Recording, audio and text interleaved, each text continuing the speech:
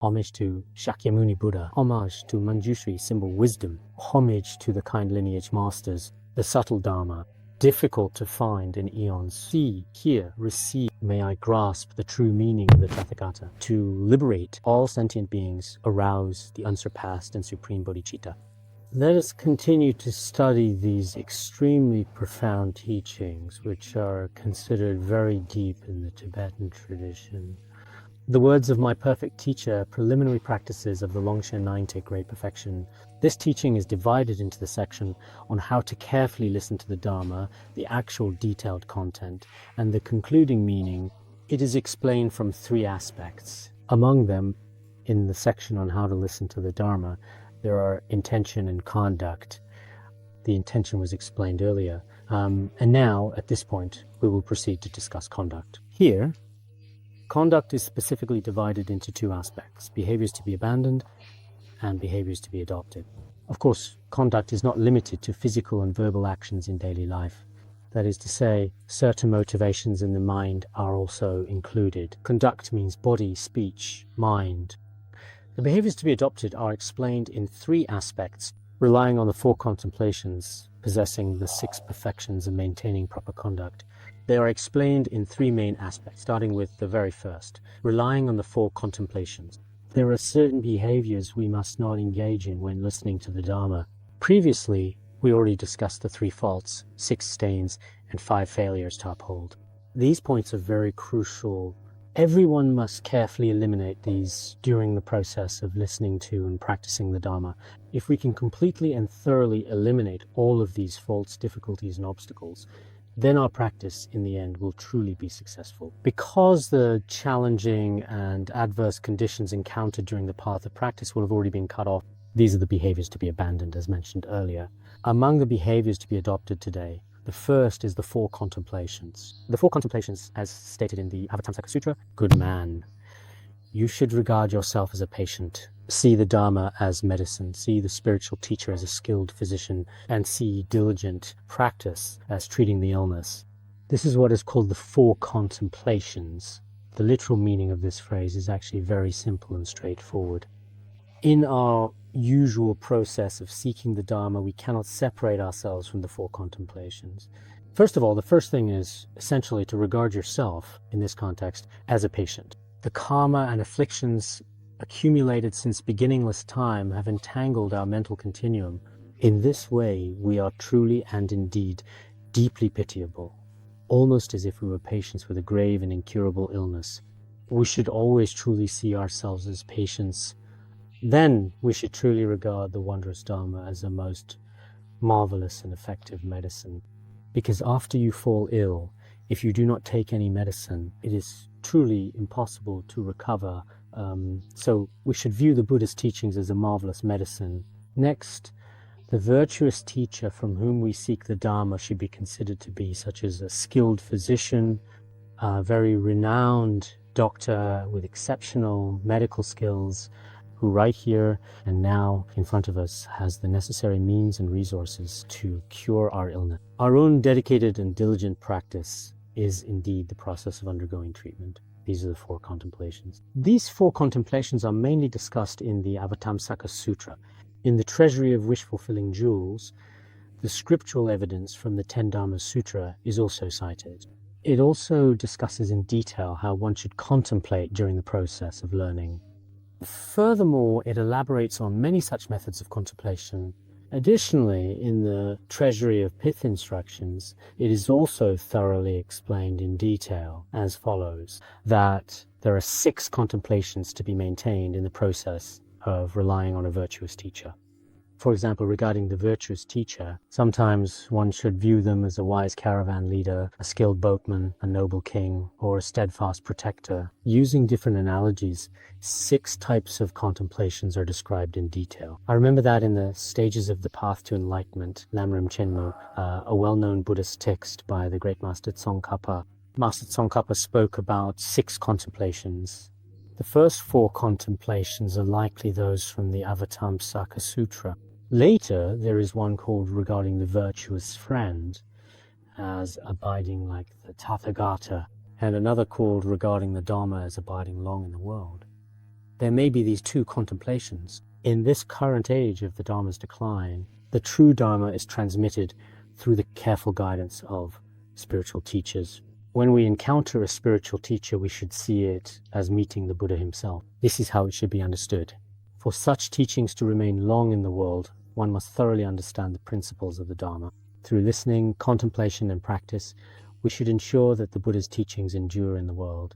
Therefore, if we wish to promote the Dharma, we must certainly listen to and thoughtfully contemplate both the teachings and the realizations, reflecting carefully. This is how we should think. Therefore, in our daily practice and study, it is very important that we visualize in this way. First, you must set your view straight. You should regard your teacher as a true doctor. Or, as stated in other scriptures, consider your teacher as the Buddha himself. A genuine spiritual teacher and the Buddha are truly inseparable. Just think of it in this way. If you visualize in this manner, then the teachings given by your teacher will, in fact, be beneficial to your own mind stream. The illnesses of your karma and afflictions can thus be eliminated. Otherwise, if your usual way of thinking is, I have already far surpassed my teacher, the Dharma is not really that valuable or precious, I don't really have any illnesses of karma or afflictive emotions at all, diligent practice is useless, it's just empty talk. If all four of these views are completely inverted, then no matter which spiritual teacher it is, even if the Buddha himself were to appear alive right before you, his teachings would be of no benefit to your mind stream. So at the very beginning, when we start to study the Dharma as students or practitioners, this attitude is extremely important. It's just like people in the secular world. When learning any kind of knowledge, the first thing is to show respect to the teacher. Then one must truly have respect for the knowledge that the teacher imparts. After that, one should carefully position oneself in a humble position with sincerity and respect, and approach the knowledge the teacher shares with a sense of longing and diligence in learning. At least you should have an attitude. If you don't, I see that in the world, if someone gets into Tsinghua University but shows no respect whatsoever to the teachers and completely rejects all the knowledge they teach, then even if he studies for many years at this top university, by the time he graduates, there will definitely be no change in his character or mindset. In the same way, for example, when we study Buddhism, the teachings of the great monks and masters are truly integrated into my heart. This is extremely important. Since beginningless time, we ourselves have been sinking in the vast ocean of suffering that is samsara. It is as if we are patients tormented by the three poisons as cause and three types of suffering as result. We pitiable sentient beings have been drowning in the great ocean of samsaric suffering since time without beginning, afflicted by the three poisons of greed, anger, and ignorance as the causes, and by the three great sufferings, namely the suffering, the suffering of change, and the all-pervasive suffering as the results, constantly torment and entangle our own mental continuum. We can indeed see that any sentient being within the three realms, in his mind continuum, there are greed, anger, ignorance, and other 84, 0 causes of afflictions. These have always remained there. They can manifest at any time at all and can operate at any given moment, truly at any moment. We sentient beings truly are in the midst of the three types of suffering, in a state of being relentlessly tormented like this, unable to find relief. Some people might think, well, my mind is very pure, so I won't experience these kinds of sufferings. But in reality, if you truly understand the nature of samsara, no matter if someone is wealthy, has a family, or appears happy, are they truly happy in their own hearts? In fact, they are not truly happy either. When we carefully observe the people around us in this world, if someone has attained some realization of the Dharma, they will experience a certain kind of happiness. They will truly and deeply enjoy the true, wonderful, and great bliss of both worldly and transcendent realms. Otherwise, among worldly people in general, it's just that some people are unable to recognize the suffering and afflictions within their own continuum. Some people are even so ignorant and deluded, in fact, They think it's normal to have greed, anger, and ignorance in their minds. On the contrary, they might even think that those who have no greed or anger are actually abnormal in the eyes of the world. For example, among wealthy people, if a young person doesn't want to get married and wants to study Buddhism, the local people will see him as a weirdo, probably thinking there must be something wrong with him, or at least something unusual. They have no idea that every day they are driven by greed and anger, rushing about like frantic madmen, constantly in motion, yet they think this is completely normal. That's why the great masters say that in this crazy world, the true light of wisdom and truth can never truly shine forth. Instead, the darkness of ignorance and delusion envelops the entire expanse of a person's mind. In such an especially chaotic, unpredictable, and profoundly ignorant, confusing world, it is very difficult indeed for the ideals of true wisdom or compassion to flourish.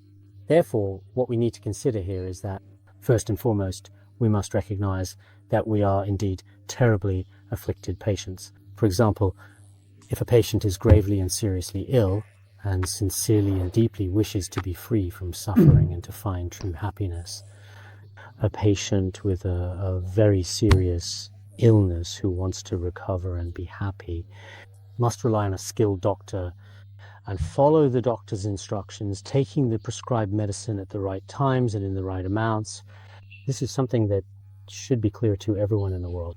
For instance, if we happen to contract a rather serious illness, such as leprosy or tuberculosis, or other serious and potentially life-threatening diseases, for instance, conditions like these as mentioned, then you must rely on a highly experienced and skilled doctor, someone you can truly trust.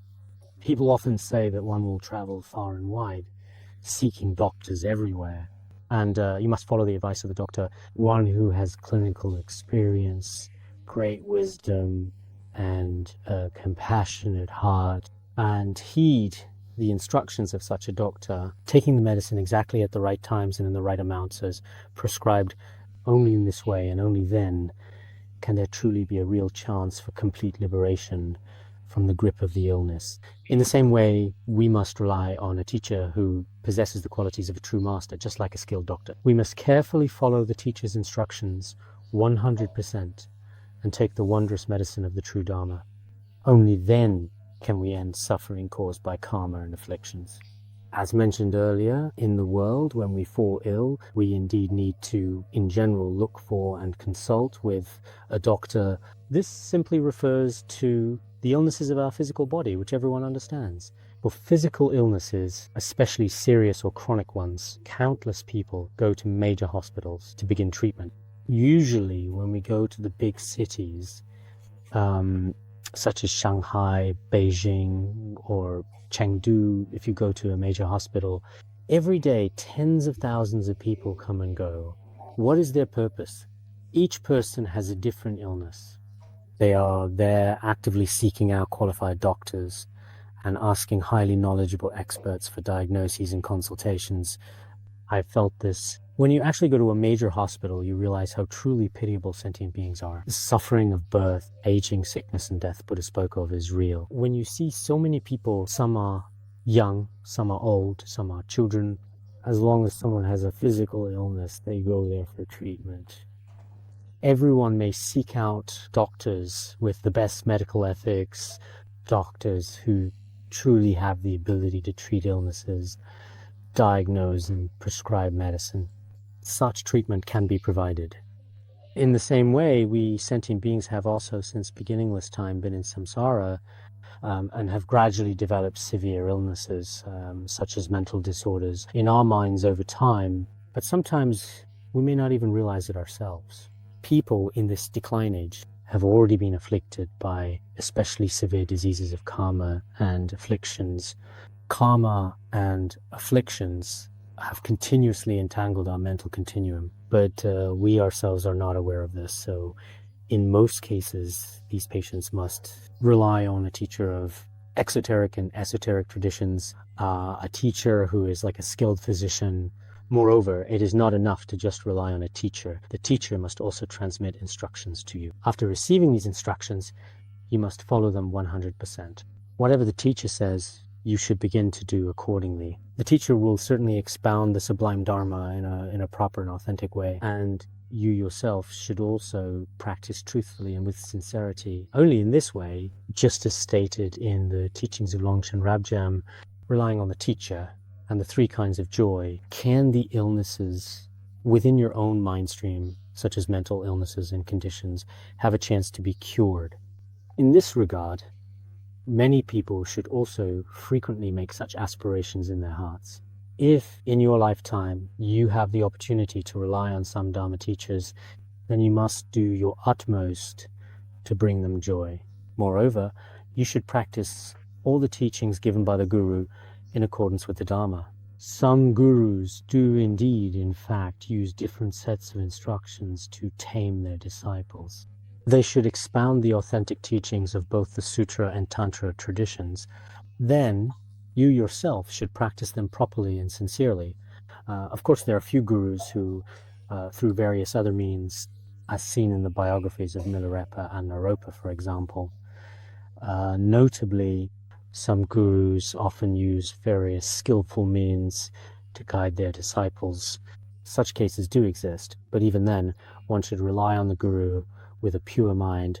In one of Patrul Rinpoche's teachings, it is said that if you regard your guru as a Buddha with a pure mind and serve and rely on them wholeheartedly, then all accomplishments and attainments and liberation will not be difficult. They will come very easily for you, truly.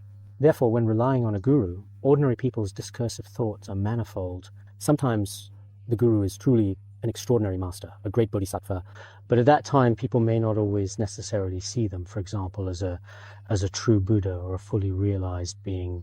Such situations also exist.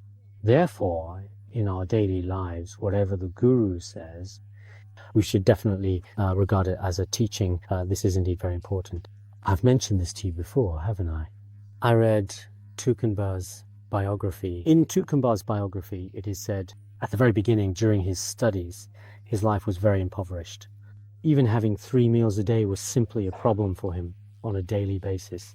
He relied on spiritual teachers and practitioners, and during his studies, he encountered many financial difficulties that troubled him greatly. Later, he thought to himself, maybe I should practice a yellow jambala ritual to sincerely pray for wealth. After searching for a while in the area, he eventually discovered a coppersmith who happened to be working nearby, just a short distance away from where he was standing, and asked him to make a statue of the yellow jambala specifically. After it was finished, he very happily went to see his teacher at school. At that time, the master was Zhangje Guoxi. When I went to Zhangje Guoxi, Zhangje National Preceptor was famous at the time, and getting an audience was difficult. After meeting him, he said, Master, could you consecrate and bless this statue of the yellow jambala for me? Then he placed it in front of his teacher. Before the master could consecrate it, the master, just like our Dharma king, kept some puppies. Then a small, curious puppy slowly came over, and by chance decided to pee right on the yellow jambala statue. At that moment, Tugenpa Rinpoche felt a very negative, discriminating thought arise in his mind. He was very annoyed with the puppy, thinking, my Buddha statue has been dirtied. At this point, the master said to him, my puppy is not ordinary. There's no need for me to consecrate it. The puppy has already indeed consecrated it for you. After that, the master, however, did not consecrate it. So he simply had no choice but to maintain a pure view and take it home. After bringing it home, he began to make offerings and continued to diligently practice yellow jambala. After some time, it could be said that his entire life underwent a great change, and wealth flowed in abundantly. Later on, as you may have read in some historical accounts, he became a great master. Tugenpa is a very famous master. According to some historical records, he also became the national teacher of Emperor Kangxi. At first, but later he himself also recounted that whatever the master says should have the unique origin and blessing of Vajra speech. This is also frequently emphasized in some teachings So when we encounter the words of truly great accomplished masters, what they say should truly be understood as having a deep and profound meaning and a unique origin. If you follow his teachings and put them into actual practice, you will definitely and certainly attain accomplishment. In this world, there are some doctors. On the surface, the medicine prescribed by this doctor seems strange and may not be beneficial to the disease. But in reality, after you take them, they truly have an effect. This includes our Tibetan medicine and Chinese medicine, where there are often very wondrous connections and causes. But of course, in the medical field, there are also fake doctors who know nothing about medicine. Similarly, in the Buddhist community, among the ranks of spiritual teachers, there are also some like this. For various personal reasons, they pretend to be spiritual teachers, using the title of teacher as a cover. Their goal is not to bring any real and meaningful benefit to the minds of their disciples. It's all about their own reputation, status, or various personal aims. Such situations also exist in the world. Therefore, we should open the eyes of wisdom and distinguish between genuine qualified spiritual teachers and those who are unqualified. Then we should begin to rely on them properly and genuinely. Only in this way can we eliminate or purify the afflictive diseases within our own mind streams. On the other hand, even if you follow a teacher, if you do not practice according to their teachings, it is just like a patient who does not follow the doctor's advice. There is nothing the doctor can do to help. Likewise, the teacher will not be able to benefit the disciple in any meaningful way. Conversely, even if you have followed a teacher for many years, but as it turns out, you have not truly and consistently practiced the teachings given by the teacher properly and genuinely in your daily life, then for you, the teacher's Dharma cannot possibly be of any benefit. It's just like a patient in the world. He did not follow the doctor's orders to take medicine or injections. If that's the case, can his illness possibly be cured? Absolutely not. If one does not follow the doctor's advice, how could the illness ever be healed? Shantideva also spoke in this way. If one does not follow the doctor's instructions for treatment, then how could a truly serious illness possibly ever be cured? It's absolutely and completely impossible. Therefore, in the gradual and ongoing process of relying on a teacher for guidance and support, whatever practice or exercise the teacher instructs you to do, you should carefully and diligently practice accordingly, following the instructions as given, making sure to do so as directed. For example, if your teacher asks you to study Madhyamaka, but you find yourself, for whatever personal reason, unwilling to do so, I definitely must study Buddhist logic. Buddhist logic is very good for me. If your teacher tells you to practice the 5 preliminary practices, but you refuse and want to practice Toggle instead, or if your teacher asks you to study some mind training teachings, like the 7 points of mind training, but you refuse and still want to read your own book on the Bardo, and so on. Many people in the world are just like this. When the teacher recommends one thing, you firmly insist on something else. This is just like, for example, a doctor prescribing you medicine, but you are simply unwilling to follow the prescription exactly as it was given to you, just as instructed. If you try to open it yourself, honestly, I'm afraid it just won't work the way you hope. Therefore, in our daily lives, as we go about our routines, we must carefully and thoroughly examine and analyze, with great attention and care, the relationship between the 4 foundational thoughts discussed here and relying on a qualified teacher. In this round, teaching great perfection preliminary practices, perhaps the amount covered each day is very little, and compared to the previous pace, it is indeed much less. But for myself, I am taking this opportunity to thoroughly review it. I hope that everyone present here will also repeatedly study the contents of the Great Perfection Preliminary Practices. There are countless teachings hidden within it, and truly between the lines there are some incredibly profound and inconceivable secret instructions.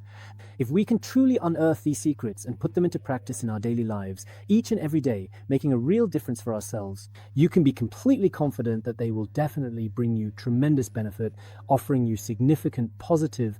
So we are not rushing. Each day we will cover as much as we can at a steady pace. Sometimes I feel I might be a bit long-winded, but sometimes at certain moments we feel that using such ordinary everyday language to communicate with everyone might give people a different kind of feeling. Because I have always felt that the preliminary practices of Dzogchen, the changes in a person's spiritual practice throughout his life, are very, very great.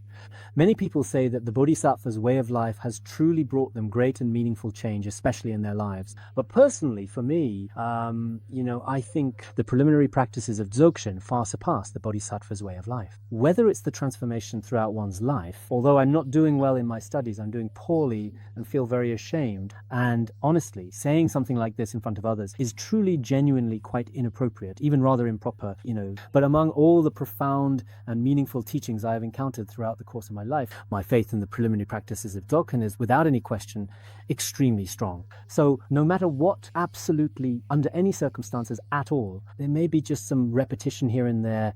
There may also be contradictions, or in some cases, some parts may not connect smoothly. Situations like these may arise.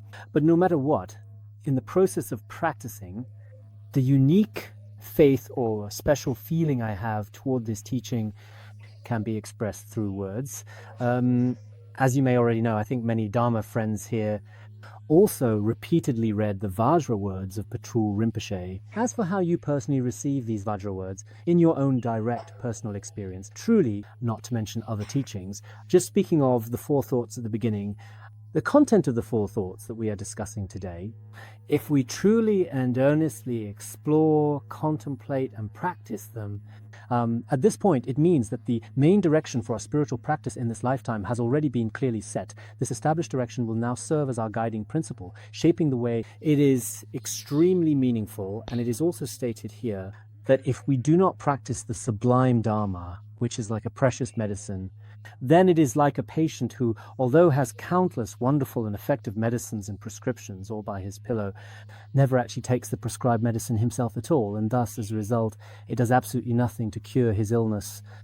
If we do not truly practice the Dharma, which is like a precious medicine, it is just like a lonely patient who, in the quiet stillness of the night, lying awake beside his pillow, or even throughout his entire house, has piles of prescriptions and all sorts of medicines stored everywhere. But do any of these things actually benefit or help improve his illness or condition in any meaningful way? Absolutely not. This has also been mentioned in the Buddhist scriptures before. I've already taught the sublime Dharma, but if you only listen and do not practice, it is like a patient who refuses to take medicine. There is nothing I can do to save him. There is indeed undeniably such scriptural evidence. The Buddha said, "I have already taught you the sublime Dharma." If you do not practice it, you are like a patient in the world who is pitifully, gravely, and severely ill, yet does not take any medicine. For the doctor, sadly, there is nothing that can be done either. It is simply impossible for the doctor, regardless of his expertise or experience, to completely cure all of his illnesses by any other means whatsoever. Because the doctor is well versed in medicine, he truly understands, with deep insight and knowledge, how various illnesses and health conditions arise in our bodies. He has a thorough and complete understanding of the different methods of treatment, showing that he is fully aware of how these methods work and how they should be applied in practice. His knowledge, therefore, we must listen to the doctor. Almost every patient, for the most part, will, in general, listen to the doctor most of the time. But in the world, among those individuals who are physically unwell or experiencing illness or discomfort, people listen to doctors. When it comes to those who are mentally unhealthy, not many listen to their spiritual teachers. They insist on their own. But in reality, truly, in the vast ocean of Dharma, one could say that their time spent swimming is not very long. So even if you understand, even if it's only a little bit of the Dharma, but compared to true Dharma teachers, you are probably still, in all honesty, quite significantly far behind. Therefore, in the future, we should not continually and constantly point fingers at our teachers or criticize or blame them, making comments on things or bargaining with them.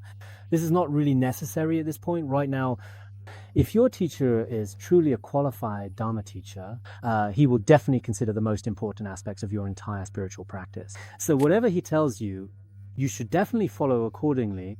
In this way, you can be absolutely and completely 100% confident, without any doubt, in the success of your practice. Otherwise, when your teacher says something, you rely on your own feelings and discriminating thoughts, thinking, what the teacher said isn't right, I should be practicing this teaching instead. If you decide your own spiritual foundation, there's no need to rely on a teacher.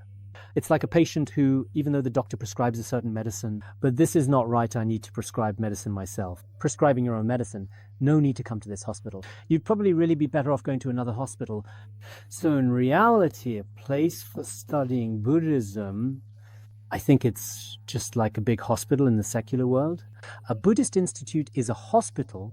There are doctors and nurses of all levels here, as well as highly respected top specialists and all kinds of dedicated experts in various Buddhist fields. So people with mental health afflictions who are making their way here from all over the place, even from distant places who are seeking help, should please carefully and thoroughly follow the diagnoses as well as the detailed instructions of the doctors at this hospital and make sure to comply completely. It's actually beneficial for oneself. I myself do sometimes think this way too. For example, regarding the Dharma teachers here, I don't think they are all great accomplished masters. We also don't assume they are bodhisattvas of some high level. But at the very least, they truly possess the characteristics of the Dharma and understand some basic Buddhist principles. It's like a hospital with 100 doctors. If these doctors didn't have certain qualifications, he really wouldn't be able to deceive so many people either. This is basically the requirement for any management institution worldwide today. In the same way, for a Buddhist center, there is now a particular need for Dharma teachers who are like good doctors. For example, in a city, there are millions of people suffering from psychological issues far more than those with physical illnesses. I think that in big cities, there shouldn't actually be that many people with physical ailments. But how many doctors are there who can truly treat them? Especially in big cities, almost anyone can see this. How many true teachers are there in a city who can actually teach the Dharma? So right now there is a particular shortage of spiritual mentors who are like good doctors. Therefore, once you have such a teacher, you should take the medicine over the long term. Just as some great masters of the Kadampa tradition have said, because as you know, we are long-term patients, taking the medicine just once or twice, even if you hope for results, absolutely won't have any effect, because such a small amount is simply not enough for the medicine to... A drop in the bucket, I want a cup of water to completely wipe it out. A heavy wooden cart filled with freshly chopped firewood ignited a fire. It's simply impossible. Some people think it's very simple. Oh, you know, I received an empowerment. Today I requested teachings and I've been seeking the Dharma for over a month already. So why haven't I attained realization yet? Why do afflictions still arise in my mind stream? I've been ordained for 3 years and I still have attachment. Why is that, Lama? Is there something wrong with my practice? It's not like that. The afflictions in our mind streams are deeply rooted and we've been habituated to them for countless days. Now, if we compare the time we've spent practicing to the time we've spent reinforcing our afflictions, there's simply no comparison because nothing else can even come close to matching what this offers. So every ordinary person should, from time to time, occasionally reflect on their own mind stream in their daily lives. For example, just to illustrate, let's imagine for a moment that we have unfortunately been unwell for a total period of 3 years already. After much difficulty and frustration, you finally go to the hospital and get an injection, or you take a painkiller, but can you really be completely and truly cured that way? Sometimes. Because the medicine you take is so little, while your illness has lasted so long. So of course it won't work. When my health was poor, the doctors here told me, no, one injection definitely won't do. You need 1 in the morning, 1 at noon, and 1 in the afternoon every single day. They even give you an IV drip. Does that actually work? So in some cases, I really do believe what they say, because when more and more medicine enters your body, little by little, your illness will gradually get better and improve over time. When more and more of the wondrous medicine of the Dharma enters your heart, the illnesses in your mind can heal given time and support, and there is hope for recovery as you move forward.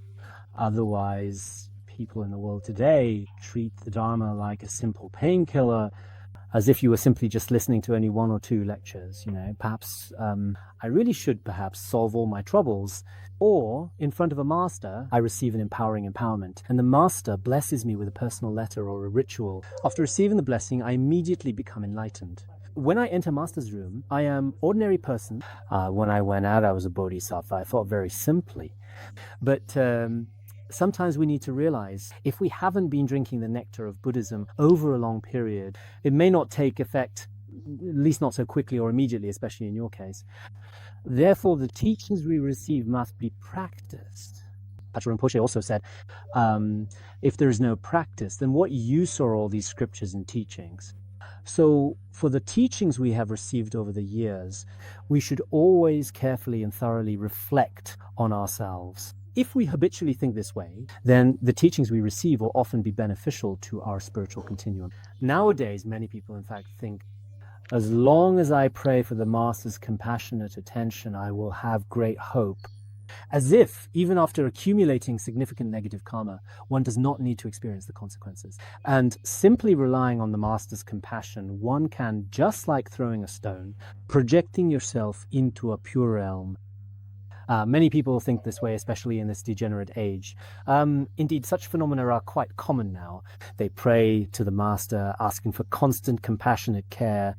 I've entrusted everything to you, Master. Please, you must not fail. When you leave this world and are reborn in the Pure Land, please, please, please do not forget me. I must go with you as well, If you don't take me, it really means that you honestly have no conscience. Today, it's as if we must sign a contract about this. Master, my respected one, whenever you leave this world, whenever you go to Amitabha Buddha, then I must, without hesitation, follow you there as well. It seems as if one is very confident, thinking, my Master is a great accomplished being. My Master has promised me I will be reborn in the pure land of ultimate bliss. Whether I eat meat, kill, steal, have sexual misconduct, or lie, no matter what kind of negative karma I create, I do it carelessly. I am certain there will be no consequences because my Master is truly extraordinary. It's as if I believe my Master's compassion is all-powerful, that anything is possible, as if your Master could toss you like a stone and, casually send you off to the Western Pure Land or other pure realms.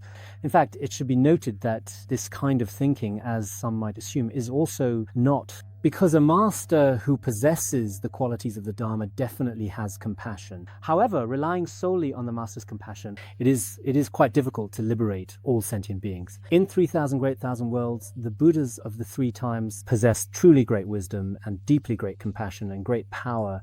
They also genuinely care deeply for all sentient beings and are indeed very loving.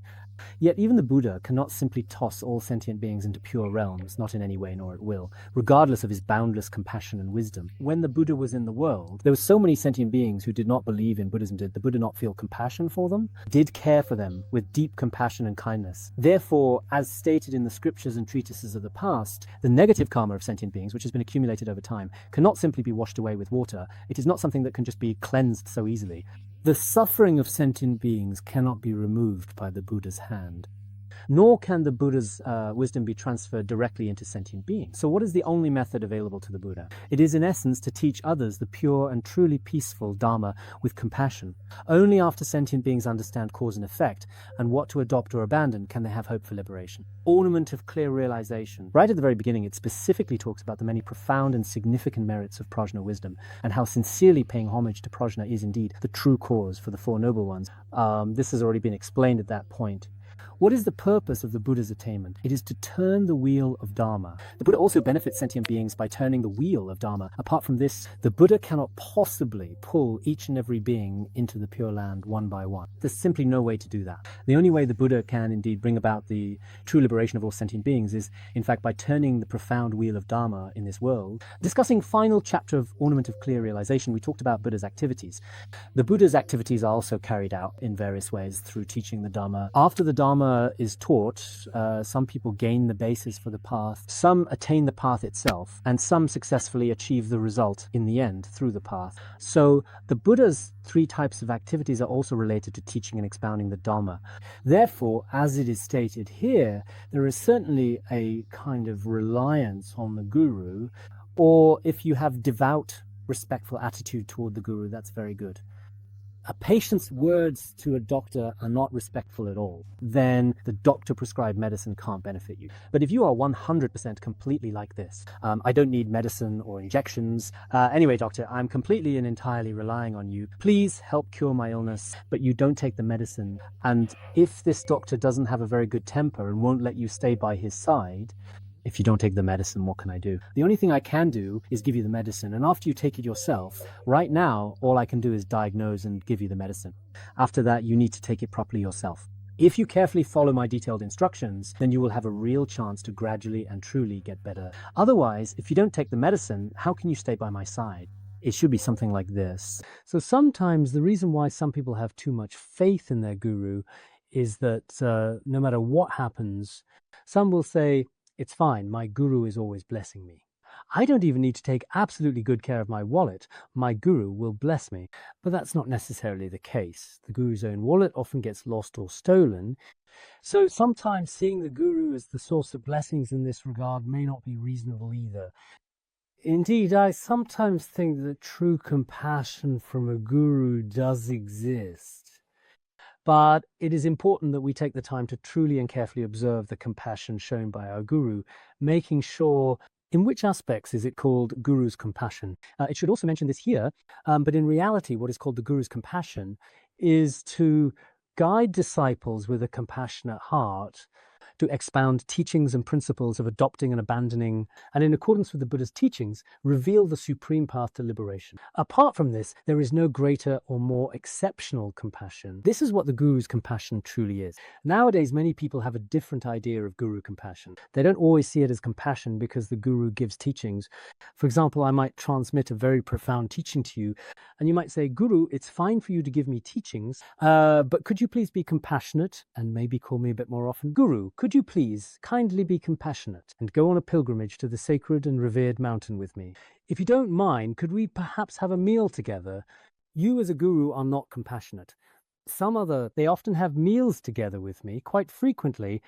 So nowadays, many people have set the boundaries of compassion in a way that is perhaps genuinely worth examining and considering and reflecting. The true compassion of a guru is that he guides his disciples with great care and compassion. Some masters are truly very compassionate. I often think deeply and fondly of our beloved guru, the wish-fulfilling jewel, and of many great masters who are truly compassionate and wise, always inspiring us. They rescue us from the deep abyss of samsara. And then at those moments when we truly know absolutely nothing at all, just like very young children who have only just recently learned to speak for the very first time, they lead us into the true teachings of Buddhism.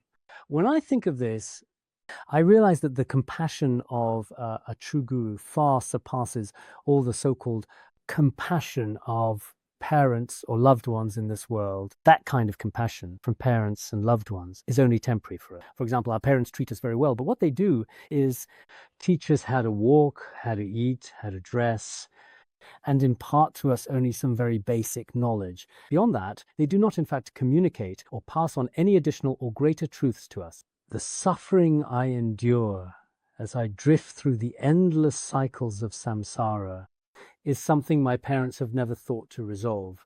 But the guru truly cares for us, for sentient beings as pitiable and as ignorant as we are. From the very beginning up until now, the guru has imparted such profound teachings.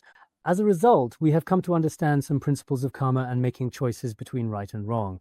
Moreover, the guru follows the teachings of Buddha, and all true spiritual teachers will act in accordance with the Buddha's instructions. Kadampa teachings state that whatever accords with the Buddha's words is genuine Dharma, and whatever does not is not Dharma. So are the gurus truly compassionate teachers? Look at whether what they say carefully completely aligns with the principles found in the scriptures and treatises. If it does not align and is entirely contrary, then that guru may, in fact, have their own personal agenda, or perhaps even some other intentions as well.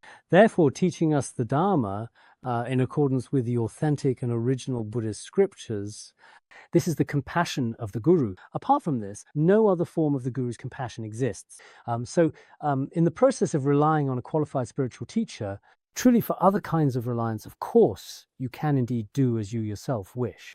But if a guru has never taught you any true principles of the Dharma, and you spend all day just doing things for them, then of course this guru, unless they are like Milarepa or an extraordinary great accomplished master, in which case serving them, just as the Venerable Jigme Lingpa described, may one day give you opportunity for enlightenment. But for most ordinary people, as I often advocate, and in my experience and my personal view, as a disciple relying on a qualified spiritual teacher, you must have your teacher personally help and guide you through the process of transmitting the Dharma, making sure you understand each step. It's not about your teacher calling you, giving you some money, or frequently offering you comfort. Nor is it about giving you advice on other matters when you're feeling down. These are not truly important things. A truly good teacher should genuinely benefit their disciples through the teachings of the Dharma. As a true disciple, you should remember the teachings your teacher has given you in your heart, and having remembered them, always put them into practice. Otherwise, it's impossible for your teacher to constantly supervise you every day. I will teach you a Dharma today, and I will be by your side tomorrow, checking whether you've actually reviewed it or not, just like a child doing their homework step by step. After the teacher finishes teaching, they don't come down and keep watching to see if you finish. I'm always watching you, following you. That's simply impossible. Any spiritual teacher, whether in their youth or middle age, will have already imparted their relevant teachings to disciples with whom they have a karmic connection. Then they go to other Pure Lands, or, due to different circumstances, travel to various places, perhaps even unexpectedly. In our own life experiences, many spiritual teachers have indeed done just that. Some have already quietly departed for peaceful Pure Lands, while others, though they have not gone to Pure Lands, but the circumstances that bring many people together are only occasional. Sometimes it's impossible to always be together, just like when you were a child in school. After you finish elementary school, your elementary school teacher doesn't necessarily stay with you forever. They may move on or teach other students. After finishing middle school, your teacher doesn't necessarily stay with you forever either. So, except for a few disciples with exceptionally great merit, it's simply impossible to rely on a single spiritual teacher forever. But the most crucial thing is, when your teacher expounds the Dharma to you, you must remember it yourself. Moreover, you must always put these essential teachings into practice yourself. Only in this way does the connection between teacher and disciple truly exist in its truest form. Say it this way: apart from this, there is no so-called compassion. Whether relying on the teacher's compassion can truly lead you to liberation, in the end, it is ultimately determined by yourself. It relies on you and your own choices. There is a saying in China as well: the master leads you to the door, but cultivation is up to the individual. The teacher can guide you onto the path, can bring you into the Buddha's teachings, but whether you can actually practice, well, that really depends on yourself. The teacher has already explained it to you. I've explained the path to liberation. Remember, it depends on you. Therefore, this is the only way, even for the Buddha. At that time, among his countless followers, the Buddha taught them the Four Noble Truths. Some, with better spiritual capacity, followed the Buddha's teachings properly and genuinely. In the end, they attained realization. But some people did not practice correctly. Instead, they developed wrong views toward the Buddha and misunderstood his teachings. Ultimately, they themselves fell into the three lower realms. Therefore, we must always remember, and it is absolutely essential to keep in mind, that our own personal liberation and true freedom genuinely and ultimately depends on ourselves, since today we have a precious human life, leisure, and opportunity. And we understand the key points of what to adopt and what to abandon, enjoying freedom at this very moment. This is the critical juncture where we decide whether to practice virtue forever or to commit evil endlessly. In particular, we are now extremely very fortunate to have attained a human body as rare and precious as a wish-fulfilling jewel of human life, suitable for practicing the Dharma. We rely on the blessings of spiritual teachers, Buddhas and Bodhisattvas. Although we cannot claim to have completely mastered this, not by any means, the vast and boundless meanings of all the great sutras and treatises, for ourselves, we do understand the basic principles of liberation, what to adopt and what to abandon. Good deeds bring good, evil deeds bring bad. Rely on knowledge. The suffering of samsara, bodhicitta significance. We have already thoroughly understood and grasped these kinds of fundamental and essential Dharma teachings. At this moment, right now, each of us should be at a point of complete freedom. This is a very crucial time. You could say that whether you become eternally happy or eternally miserable in the future ultimately depends on what you choose. The most critical turning point is now truly in your own hands. In other words, it's as if you are standing right at the warning line. If you take one step down, you'll fall into the pit of an abyss. If you take just one single step up, you'll slowly and steadily ascend the steps that lead you toward heaven. So which path will you choose to follow from here? The decision is completely in your hands, and only you have the power to decide which direction your journey will take. It's entirely up to you. Right now, many people have the karmic connection, the opportunity to understand the basic principles of Buddhism, which is truly a rare and precious chance. At this moment, what matters most is your own decision. Whether your future will ultimately be bright or dark is, in the end, entirely up to your own personal decision.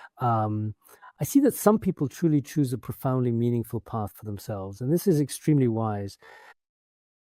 Yesterday, a Dharma friend said to me, originally our institute required a 4-month observation period before ordination, but her resolve was, without question, especially remarkably strong. She said, I have given up all my overseas studies. I'm determined to become a monastic. Later, I observed her very carefully for a long time, and eventually she said, from now on, whether it is eternal liberation or pain, I feel in this life, if I don't become a monastic now, nothing else will have any meaning for me. Absolutely nothing at all will matter to me anymore. I must ordain. After carefully considering all aspects, I realized that what she said truly made sense. So whether it was her family or her job, including her advanced studies abroad, all the hard work, dedication, and countless hours she tirelessly put in, she let go of everything just like that. Sometimes we also have no choice but to make special exceptions. So in the world we live in these days, people really do truly have many different ways of thinking. Some people are able to gently let go and put things down, while others, for various reasons, may not always be able to let go of everything. But everyone must truly realize that right now, at this very moment, is without a doubt, the most crucial moment. It's like a college student who, has already, in fact, officially graduated.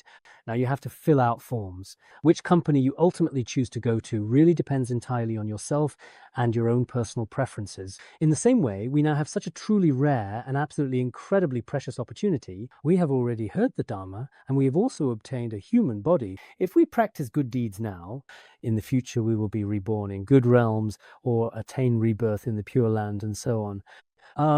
But if we continue to do evil and commit wrongdoings now, then as I see it, there's really no need to ask anyone at all about our future. It will absolutely be filled with suffering. So right now, it can truly be said to be a very critical moment.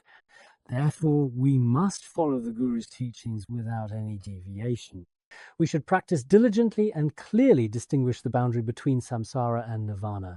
This point is extremely crucial. Therefore, we really don't need to overthink things, not even in any way whatsoever. We must first rely on a truly excellent, qualified, trustworthy, and respected guru. Then, we should carefully follow the guru's instructions without any deviation and put them into practice earnestly to the best of our ability. We really shouldn't be running around here today and then hurrying over there tomorrow. If one relies too heavily on too many different gurus, seeking advice or guidance from all of them, even for the smallest decisions, for those with wrong views, it won't bring much benefit either. Nowadays, many people, today they go to the Dharma Center for a teaching. Jumping from one place to another. In the end, they are unable to find any direction for themselves or for their future. Based on my own many years of dedicated study, as well as some valuable experience in practical application, I've concluded that one should first seek out a guru who truly possesses compassion and benefits others such a guru. Then one should rely on them for the long term. Don't be indecisive, thinking of one person today and another tomorrow. For example, today I rely on one guru. This guru mentions a practice saying you must practice the Shittigarbha method. It's very good. I recite Shittigarbha Sutra a few days. After a while, I pause for a moment. Then I make my way east to find another guru. He said reading the Diamond Sutra is good. So I recite the Diamond Sutra there for a bit, but it doesn't have any effect. Then you come to Tibet and they ask you to practice Yamantaka, as they say, because it's very good, very beneficial, So you practice Yamantaka. You can't keep it up more than a few days.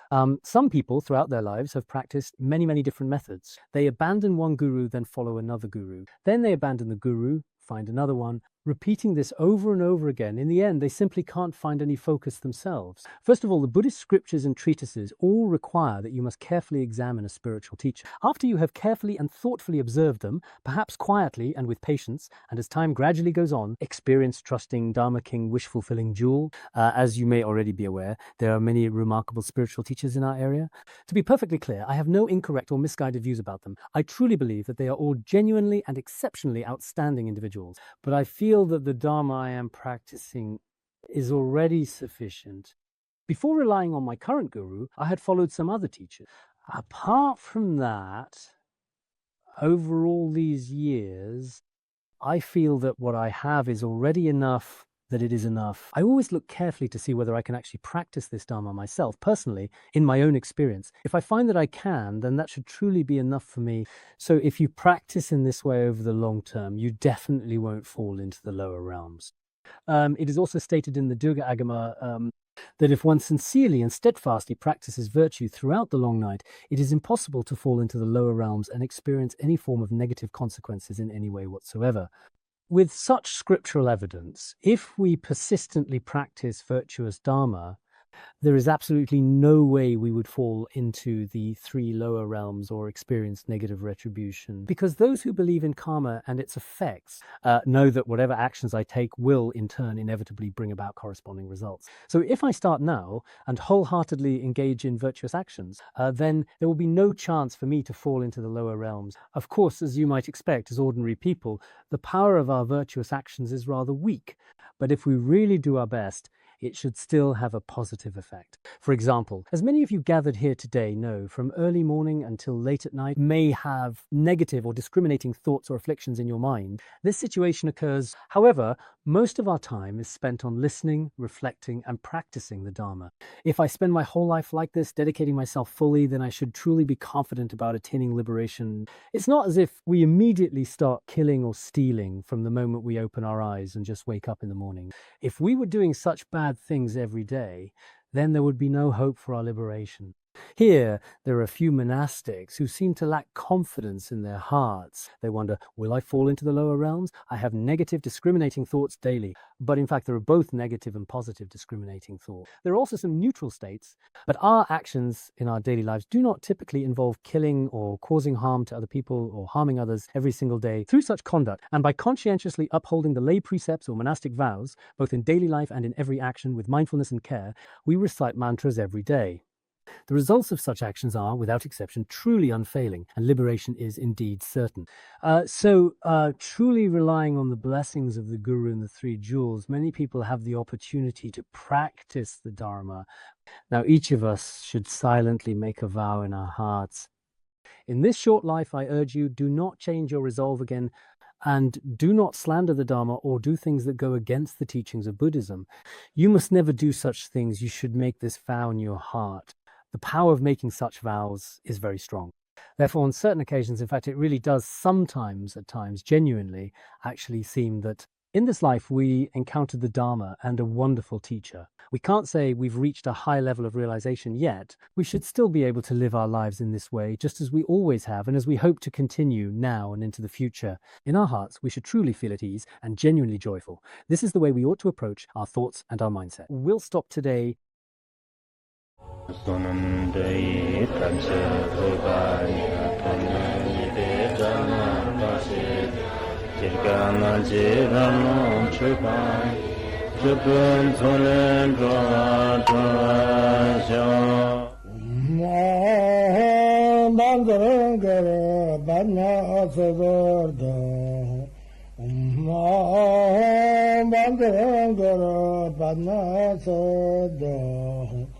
Om